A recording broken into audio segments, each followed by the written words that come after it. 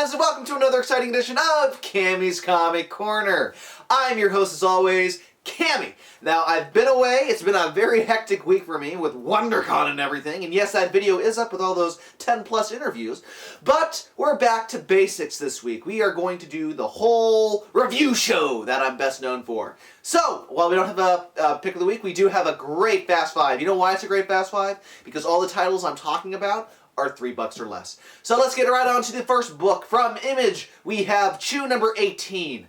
Now, this is the FDA meets USDA issue.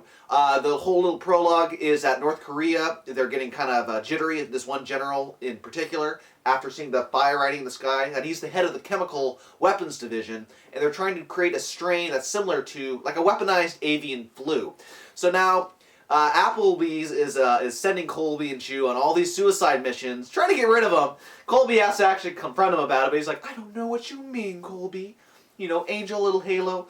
So they're dropped in with the USDA girls, and the whole USDA is made up just of women with their like electronical cyborg pets of some sort. So it's very funny. They get dropped into North Korea. Chew and Colby are kind of like the failsafe. If anything goes wrong, hit this button.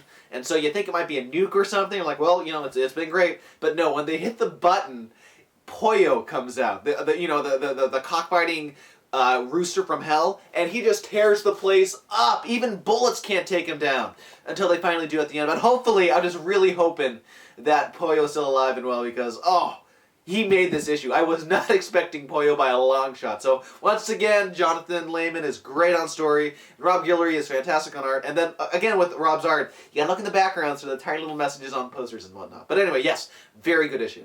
Next up from DC, we have Jonah Hex number 66. So, Jonah is caught in this storm, this snowstorm, trying to get back with these prisoners to, get the dead or alive warrant. Stops in this little town just to, seek shelter.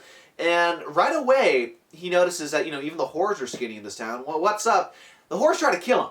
Then the whole town tries to kill him. Then after he gets away and goes into this little nearby cottage, this woman explains to him how ever since like Hoof and Mouth hit, everyone's been turning on each other, and basically it's the Donner Party to the extreme. These people are eating other people. A bunch of cannibals led by this crazy priest.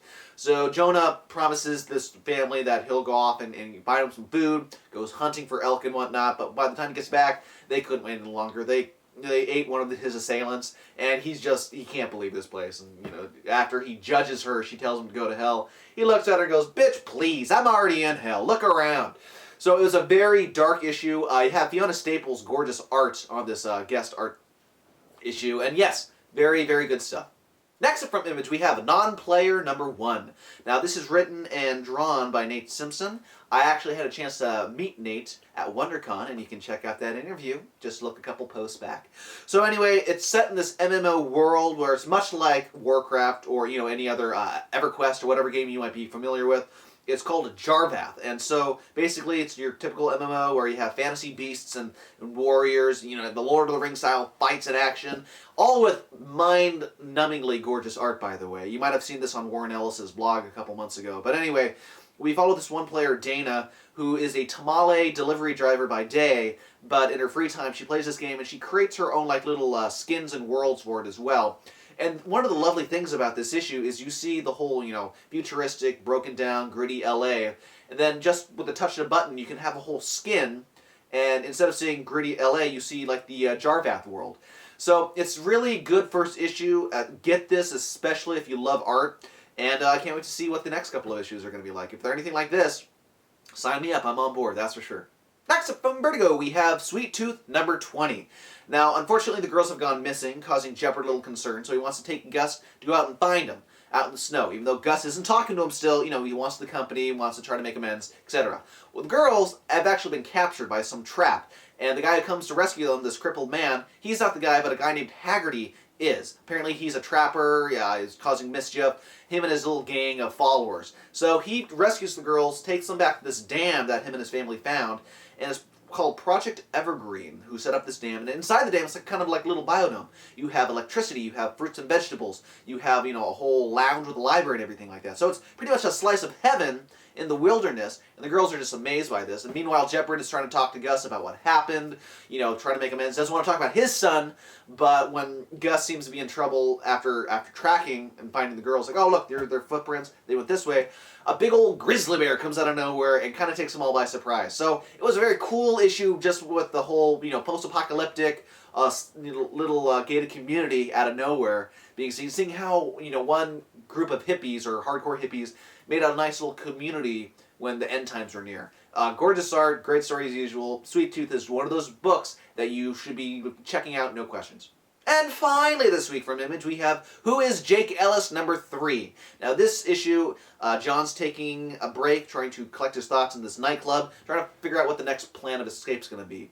Jake keeps telling John that, you know, you've already burned all these bridges, you're not going to be able to sleep for the rest of your life. You're always going to be constantly on the move, keeping one eye open, trying to keep ahead of the Americans and the other, you know, countries that you pissed off. Well, he decides the only way to regain his control of his own life is to storm off to the facility and, you know, find out what happened all those years ago. So their whole plan is very devious. They trap one of the workers after a nice little explosion on a train to, you know, take away focus, and trying to choke him out to get him to tell the information, when in fact he's just, you know, he's playing with him, making him think he's going through some traumatic experiences. And then as soon as the guy is knocked out, they slip a tracking device in the back of his throat, and they just wait for the rabbit to run back to the burrow, as it were. So it was a very good issue. Tonsi Zolnjik's art, again, is just gorgeous, and I'm really liking Edmondson's whole spy noir and twists and turns. We don't know where this is going. Is he going to go storm the facility? Hopefully, and then we get to see what really happened to John all those years ago. Well, that does it this week for Cammy's Comic Corner. If you want more Cammy's Comic Corner goodness, you know where to go. Cammy'sComicCorner.com. From there, you can see the past WonderCon episode where I have 10+ interviews, all of them fun. I had a blast at WonderCon. It was so much fun. And then if you want to listen to the recaps, you can check out Geeky Talky, and we have 2 Drinky Talky episodes with the whole Titanium Ring crew and Josh and Patrick.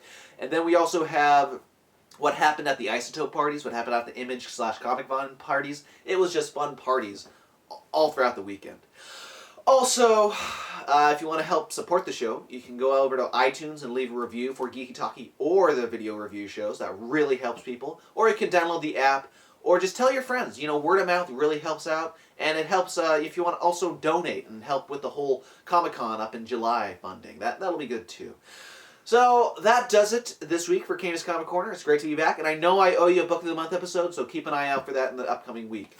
Better late than never, right? This has been Cammy's Comic Corner. I have been your host, Cammy. I'm going to go ahead and go back to jar bath now and apply that skin. Dude, flying mole people!